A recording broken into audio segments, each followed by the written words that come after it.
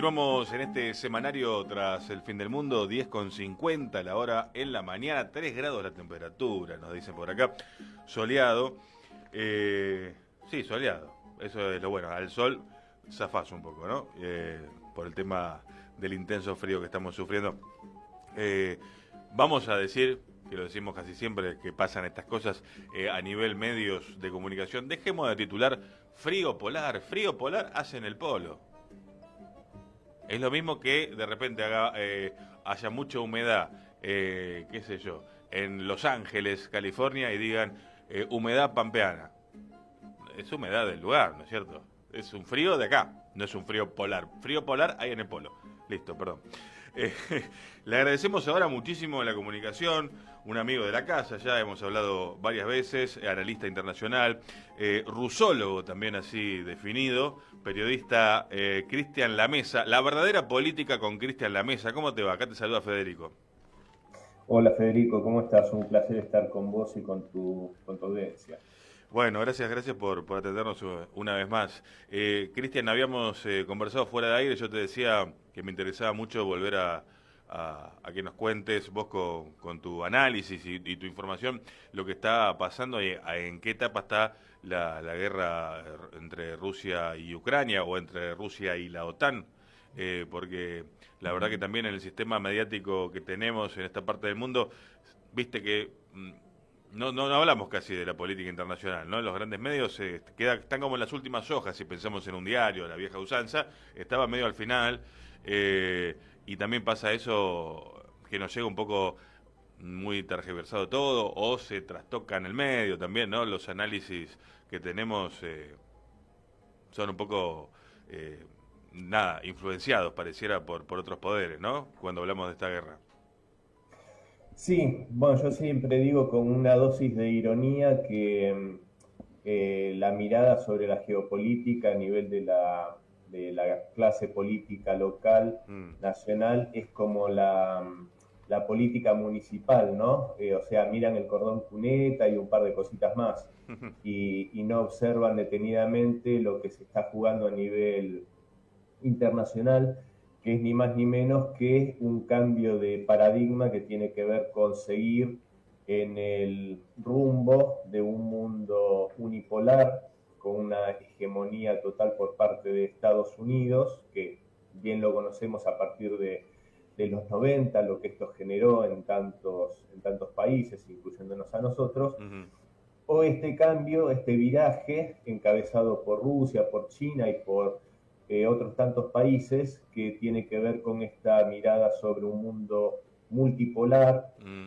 en el cual todos los países, más allá de su poderío, de su tamaño o de sus riquezas, sean entendidos como pares y sean tratados con el respeto que corresponde, ¿no? Esto era la intención de las Naciones Unidas originalmente, Ujú. pero bueno, evidentemente cuando cae la Unión Soviética, Estados Unidos se convierte en ese hegemón y obviamente empieza a construir ese mundo basado en reglas que cambian según su conveniencia.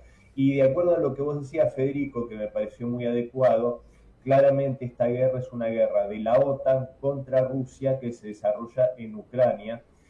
Y en este sentido, bueno, lamentablemente en este momento tenemos que decir que lo último que está ocurriendo es esta contraofensiva extraña por parte de Ucrania que se viene anunciando hace tantos meses y que ya al día de hoy no te puedo asegurar la cantidad de bajas del ejército ucraniano, sí te puedo decir que en los primeros Mm. 3 o 4 días de esta contraofensiva ya habían perdido más de 4.000 combatientes, un número enorme para 72 horas o 4 días, también una treintena de tanques, entre ellos varios de estos famosos Leopard alemanes, carros Bradley de origen norteamericano, que son de blindados de transporte de personal, y bueno, otras tantas pérdidas para no avanzar ni 100 metros. Entonces, evidentemente, a la OTAN lo que le interesa y al régimen de Kiev es más allá de las vidas de los ucranianos, es seguir con esta operación que buscaba originalmente y sigue buscando el debilitar y en definitiva destruir a Rusia, y la verdad es que les está saliendo bastante mal la jugada, porque lejos de eso Rusia está cada vez mejor plantada, cada vez con más adhesión por parte de más de la mitad de los países del mundo. Hay que recordar que los países que adhieren a la posición rusa son prácticamente todos los países de África, prácticamente todos los países de Asia, con pocas excepciones como Corea del Sur, Japón, gran cantidad de países de Latinoamérica. Ah, perdón, Corea del Sur y Japón no están, no condenan a Rusia. Sí, por Ok. eso digo, prácticamente la totalidad de Asia está en favor de Rusia, con Ok, excepciones ok. como Japón y Al Corea del revés. Sur. Está bien. Sí. Hay que recordar que Corea del Sur y Japón son prácticamente colonias norteamericanas a partir de la Segunda Guerra Mundial. Ujú. Entonces, también, bueno, está Federico, y con esto cierro, así podemos tener, o sea, podemos hacer un ida y vuelta, pero esta locura que hizo el régimen de Kiev de la voladura de la represa de Kajovka, que es un acto, es un crimen de guerra en toda regla. Y vos fíjate, Federico, Sí. la desinformación en Occidente, lo que vos también planteabas, que esta acusación, esta duda, que me parece bastante ingenua acerca de quién destruyó la represa, ¿no? Ucrania que acusa a Rusia, y vos fíjate lo sencillo que hubiese sido si era una estrategia defensiva por parte de Rusia, inundar estos territorios al sur de la represa, qué sencillo que hubiese sido abrir las esclusas, ¿no? En vez de destruirla, con el costo enorme que implica construir una represa que estaba en poder, está en poder de Rusia, o sea, destruir una infraestructura Sí. crítica que daba agua, el embalse de Kajovka a la península de Crimea, por el canal norte de Crimea, que había sido justamente un problema muy grande durante, o sea, de 2014, cuando Crimea se vuelve a reunificar a Rusia. El tema que Ucrania le había cortado el agua a Crimea había sido un tema crítico para esa población, no solo para el consumo humano, sino para la agricultura de la península. Entonces, imagínate qué absurdo el hecho justamente de destruir una represa cuando al estar en poder de Rusia podrían haber abierto las esclusas y esto hubiese sido una estrategia militar. O sea, una locura en toda regla que al régimen de Kiev siguen alimentando, haciéndole la vista gorda con todo esto. Por acá estaba leyendo, Cristian, que, como estaba escribiendo vos también, Ucrania está en una contraofensiva y Putin dice que ellos están resistiendo en este momento. A ver, lo que está acá hay que tener en cuenta algo que es bastante importante. Sí. Rusia ha construido una serie de defensas escalonadas, son tres escalones, ¿no?, que tienen estas defensas, los cuales tienen justamente, y eso es coherente con justamente lo que es la doctrina militar rusa, ¿no?, esta estrategia de estas defensas escalonadas en las cuales cada sección tiene justamente la misión de amortiguar esos golpes en caso de que sea necesario hacer un repliegue táctico para ir, obviamente, en todos esos movimientos debilitando y absorbiendo a las fuerzas que justamente, en este caso de Kiev, que son las que están haciendo esta contraofensiva. Cabe señalar que todavía están por la primer línea de defensa, no han podido traspasarla, y se han visto imágenes que son, o sea, ni siquiera el occidente colectivo y su prensa propagandística han podido ocultar las imágenes de la gran cantidad de tanques, entre ellos, como mencionaba, estos que se vendía tanto como indestructibles Leopard, totalmente destruidos, presa del fuego de artillería. que por esta misma razón, Federico, es que Estados Unidos, porque son cualquier cosa menos tontos, aunque a veces el presidente Biden quiere hacernos dudar de esto, Sí. pero digo, los norteamericanos son todo menos tontos y por eso no enviaron y retrasaron justamente la llegada de los tanques Abrams, porque justamente el aparato militar industrial norteamericano no quería que se vieran a sus tanques Abrams destruidos en el suelo ucraniano y le dejó esto a Alemania, que difícilmente va a poder volver a vender un Leopard a cualquiera de sus clientes, porque evidentemente vos sabés que la industria militar, cuando se prueban en el terreno, en el campo de batalla, el desempeño hace mucho en favor o justamente para desalentar la compra de estos materiales. Ya, bueno, en el caso de Estados Unidos, con sus baterías antimisiles Patriot, bueno, bajó muchísimo incluso las acciones de la empresa que los fabrica, dado que demostraron cómo con una sencilla estrategia como la que está usando Rusia, que es mandar drones, aviones no tripulados en una primera oleada, a esta oleada responden los Patriot y a esa, una vez ubicada la batería, los destruyen con los misiles de alta precisión, ya sean los Kinjal o cualquiera de ellos. Ya, bueno, ha demostrado que esta tan elogiada industria militar y sus misiles Patriot también van a ir a la baja en el mercado mundial. También se metió en estos últimos semanas Canadá un poco más en la cuestión. Sí, Canadá digamos que siempre está ahí azuzando la guerra. Hay que señalar también que Canadá, después de la Segunda Guerra Mundial, tuvo una enorme oleada de inmigración ucraniana, a ver, ucranianos del occidente, ¿no? De la zona de Galicia, que es donde es la cuna del nacionalismo ucraniano, justamente, de hecho es la ciudad de Lyubov o Leópolis también se le llama, que es donde nació Stepan Bandera. Y muchos, bueno, cuando hay que recordar que en el 45 termina la guerra, pero los grupos guerrilleros del ejército insurgente ucraniano siguieron haciendo actos de terrorismo en el país soviético por aquel entonces hasta el año 50, que es cuando son completamente derrotados. Muchos de ellos huyen y se refugian en Canadá. Este país les da cobijo, muchos de ellos pasan a trabajar para servicios de inteligencia, ya sea la CIA, algunos en inteligencia alemana, otros en inteligencia canadiense. Entonces, digamos que hay un lobby ucraniano bastante fuerte en Canadá.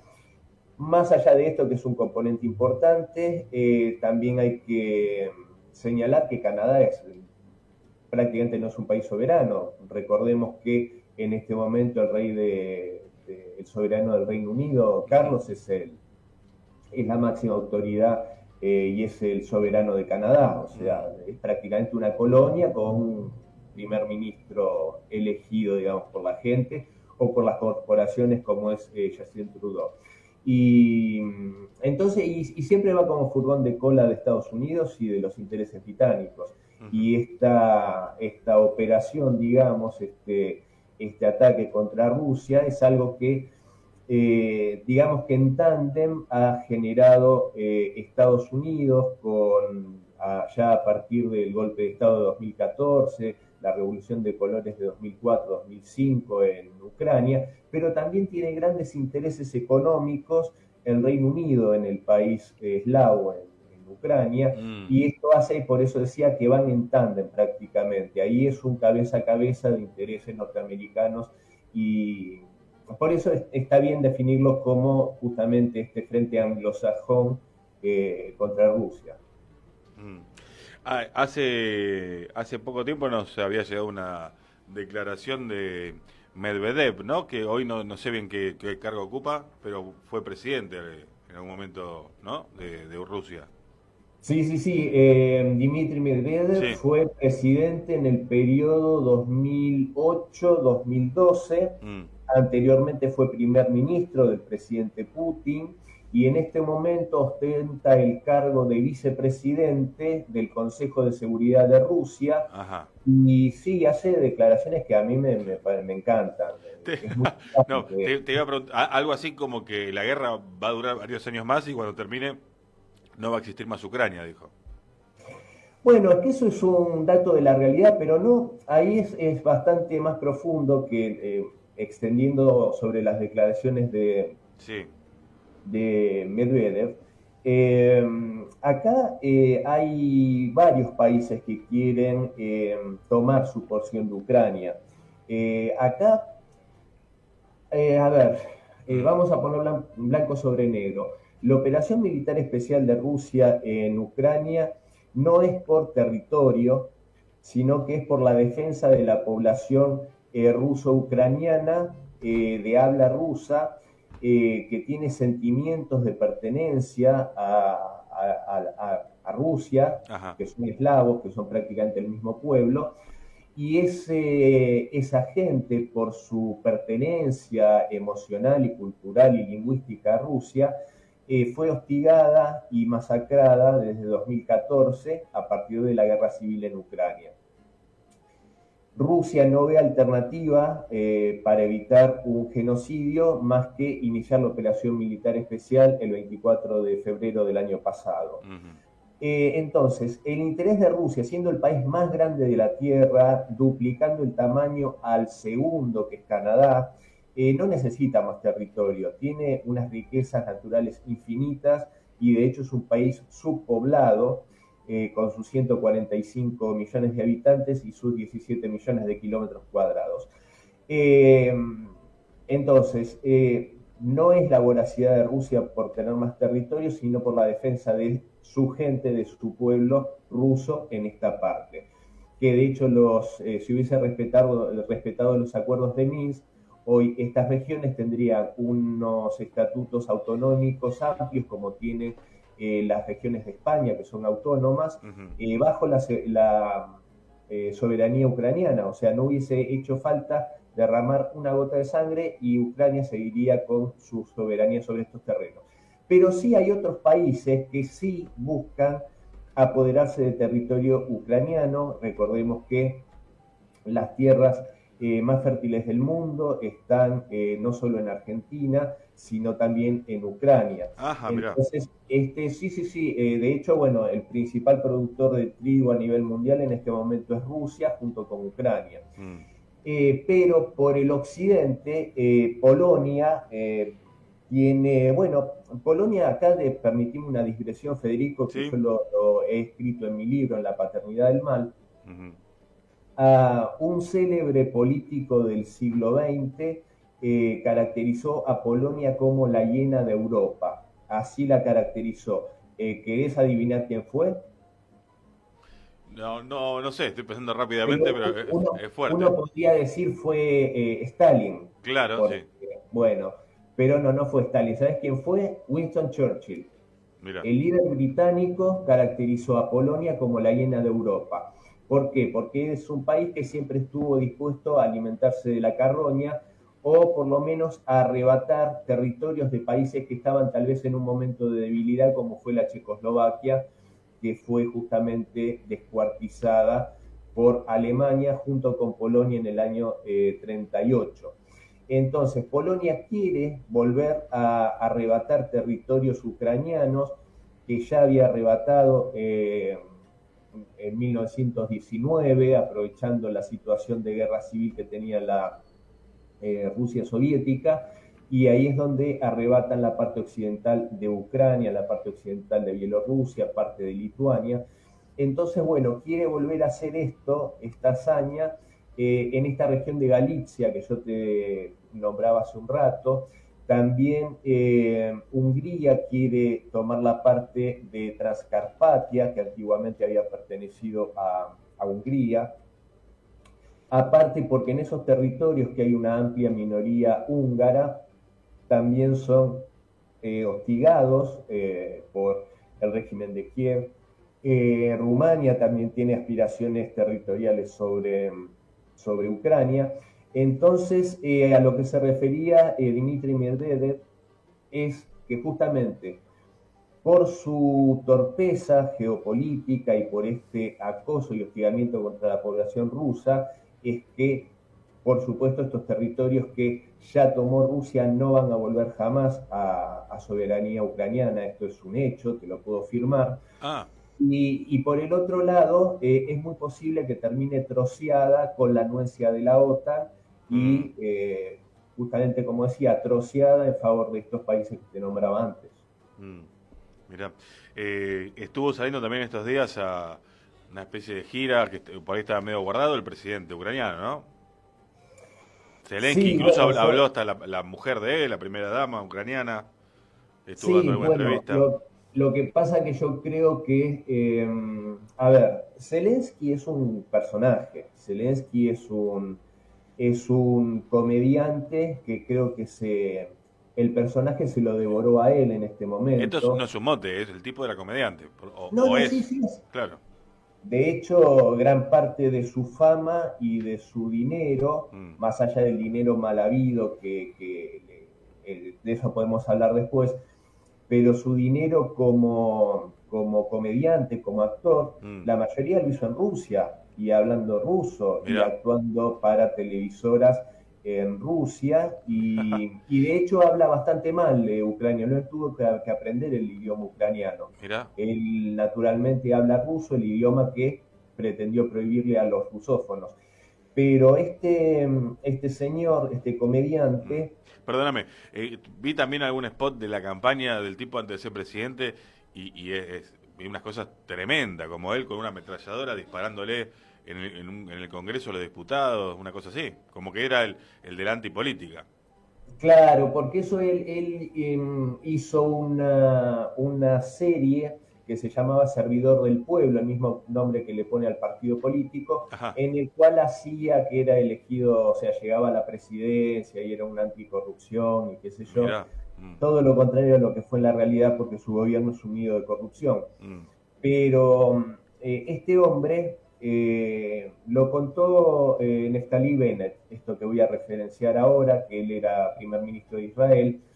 Este político israelí se reúne con Vladimir Putin, estaba haciendo justamente un borrador de un plan de paz que lo hizo fracasar al Reino Unido y Estados Unidos, que le dijeron a Zelensky no puede haber plan de paz, pero el primer ministro israelí estaba negociando esto, estaba hablando con Putin y le pregunta a Putin si él lo iba a matar a Zelensky, a lo cual Putin le dice que no tenía pensado matarlo, es el presidente de Ucrania, o sea, hay reglas en la guerra, ¿no? ujú, Y le dice si se lo puede asegurar, le dice que sí, que se lo asegure y le da su palabra, que no está en peligro la vida de Zelensky. Zelensky en ese momento estaba escondido en un búnker, desde que había empezado la operación militar. Neftali Bennett habla con Zelensky y le dice, repito, todo esto contado en medios de difusión por Neftali Bennett. ajá. Le dice que se quede tranquilo, que Putin le había dado su palabra, que no lo iba a matar. Mm, Le dijo si estaba seguro, le dijo que sí que estaba seguro. Después de eso lo que hizo fue salir a la calle, hacer un video diciendo que él estaba con su pueblo y que no le tenía miedo a nadie. O sea, fíjate qué personaje triste y decadente, cuando hasta hacía 10 minutos estaba en un búnker. Y esto lo traigo a cuenta porque este hombre mandó esos drones a atacar el Kremlin hace un par de meses atrás, ya debe ser, o un mes y medio, que explotaron esa imagen que todos vimos, que explotando cerca de una de las cúpulas del Kremlin. Y en ese momento, justamente, Dmitry Medvedev dijo que Zelensky a partir de ese momento se tenía que convertir en un blanco legítimo para las fuerzas rusas. A partir de ese momento, es más, ya cuando se hizo ese ataque, ese atentado terrorista contra el Kremlin, ya ahí Zelensky se había ido de Ucrania, estaba en Finlandia, mm. y a partir de ese momento empezó a hacer una gira eterna que hasta donde tengo entendido sigue fuera del país, porque Ah, yo creo que hay grandes posibilidades que ni bien ponga un pie en Ucrania, bueno, tenga que enfrentarse a alguna consecuencia de este mm, intento de asesinato contra el presidente Putin. mm. Cristian La Mesa, estamos hablando con él, analista internacional, periodista, rusólogo, nos has dicho alguna vez, nos gustó mucho ese Sí, título. en realidad ese es un calificativo que me Sí. han puesto, no Ah, me molesta, me da un poco de pudor, no, bueno. pero no pasa nada, Mm, porque de hecho estaba antes, o sea, está el sinólogo, el sovietólogo, bueno, puede ajá. haber rusólogo. Ujú. Yo me considero un estudioso nomás. Bien. Te agradecemos muchísimo la comunicación, como siempre, y para ir terminando, sobre toda esta descripción que estás haciendo y estos dichos también de Medvedev, vos, ¿qué ves? No es, digo, no es premonitorio, digo, es en base al análisis que estás haciendo, ¿cómo ves que esto va a seguir? ¿Esto va a durar muchos años más? ¿Es el inicio de una gran guerra donde se van a meter, donde nos vamos a meter todos, una tercera guerra mundial? ¿O qué pensás que va a pasar de acá a un futuro cercano, próximo? Mira, a ver, es bien interesante la pregunta y voy a tratar de desarrollarla. Bueno, no sé si tenemos tiempo, pero da para un análisis interesante. No, bueno. Porque, primero, desgraciadamente, viste cuando dicen si uno no, si, a ver, si uno no se quiere pelear, dos no se pelean. Y yo creo que si uno se quiere pelear, dos se pelean. Ujú, Porque si a vos te hostigan, pasás te escupen la cara, pasás de vuelta te escupen la cara, pasás ujú, con el pibe, le pegan una patada en la cabeza al pibe que llevas de la mano. sí. Llega un momento que tenés que saltar, no podés no saltar. Ujú, Entonces, en estas circunstancias, obviamente, que intentando masacrar a la población rusa o rusófona, ruso-ucraniana en el Donbass, evidentemente Putin iba a saltar y es lo que sucedió finalmente. ujú, Entonces, cuanto más tiempo se siga con esa actitud, en estos días, cuando se generó esta enorme inundación en la región de Gerson, mucha gente, decenas de miles de personas, por supuesto, tuvieron que ser evacuadas, trasladadas a centros de evacuados, ujú.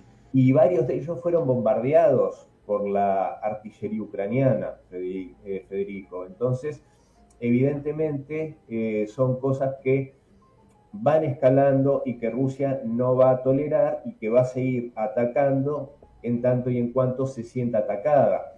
Mandan grupos de saboteadores a la región de Belgorod, en territorio ruso, fronterizo con Ucrania, y estos grupos de saboteadores abren fuego contra la población civil rusa.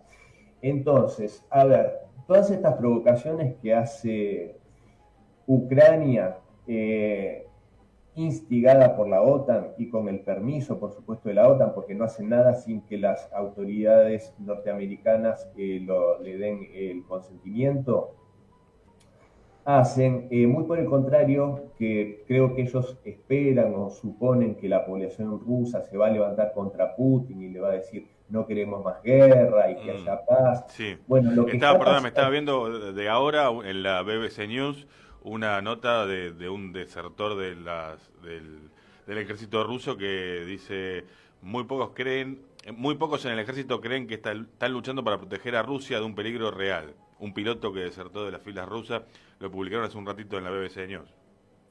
sí, a ver, la usina de propaganda occidental es inagotable. Y la verdad es que cuando hacen estos ataques contra Belgorod, por ejemplo, cuando vuelan una represa, cuando hacen todo esto, no hace más que demostrarle a la población rusa que realmente la operación que inició Putin es para proteger a el país, a Rusia. Entonces, y cuando hay rusos que están, digamos, disgustados con Putin, Mm, el disgusto se debe, Federico, a que eh, hay una amplia parte de la población que le pide mayor dureza a Putin. Muchos creen que Putin es un loco desmesurado y en realidad Putin es un moderado. Hay sectores amplios de la población que le están pidiendo, y sectores de las Fuerzas Armadas y sectores políticos, que le están diciendo a Putin que tiene que dar una respuesta simétrica en territorio de la OTAN, incluso con armamento nuclear táctico, por ejemplo, contra Polonia, contra estos países que están continuamente incentivando la escalada. No va a suceder contra Ucrania, que es lo que sí querría Occidente, que Rusia ataque Ucrania con armamento nuclear táctico y ponerlo ante los ojos del mundo como ese demonio que atacó a los ucranianos. Si llega a atacar, no va a ser a los ucranianos, sí va a ser a la OTAN. Entonces, Opa. como para resumir tu pregunta original, que era cómo veo yo que puede seguir esto. Bueno, Sí. el tema es el siguiente, hay que ir a lo más profundo de la cuestión. Y lo más profundo de la cuestión es que, con lo que yo arranqué, acá lo que está en disputa es el modelo, el futuro de la humanidad para los próximos 100 o 200 años, como le dijo Xi Jinping a Putin en su última reunión en Moscú. Acá Estados Unidos no tolera que esté por perder la hegemonía y esa preeminencia como líder de un mundo unipolar, en el cual él, con su poderío militar y con el dólar domina al resto de los países y los convierte en vasallos y en súbditos. Rusia y China están dispuestos a luchar hasta el final en esto, porque la otra alternativa es que desaparezcan como países, y esto no es exagerado.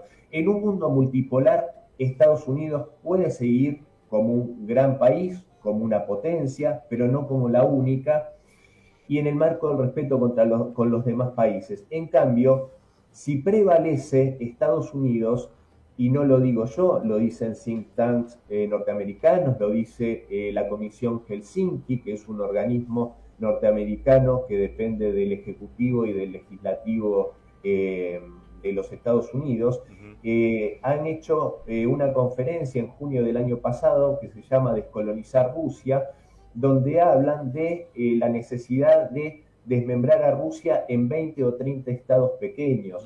Lo mismo piensan con China. Y ni los chinos ni los rusos están dispuestos a permitir que su patria sea trozada. Entonces, esto es un enfrentamiento existencial de estos países.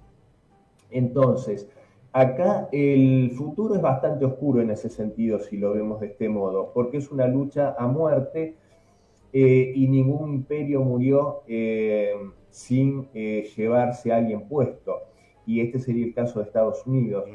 Entonces, yo la salida a esto, sinceramente creo que puede venir o por un cambio de régimen en Washington, que vuelva Donald Trump, que con Trump esta guerra no hubiese sucedido, porque tenía otra mirada al respecto y de hecho tiene una posición de enemistad personal, de hecho, con Zelensky, porque hay que recordar que Trump denunció los vínculos de corrupción del presidente Biden, en su momento había sido vicepresidente de Obama, los vínculos de corrupción con empresas ucranianas, y ahí tenemos la famosa laptop de su depravado hijo Hunter Biden, alcohólico y consumidor de sustancias duras, de drogas duras como crack y cocaína.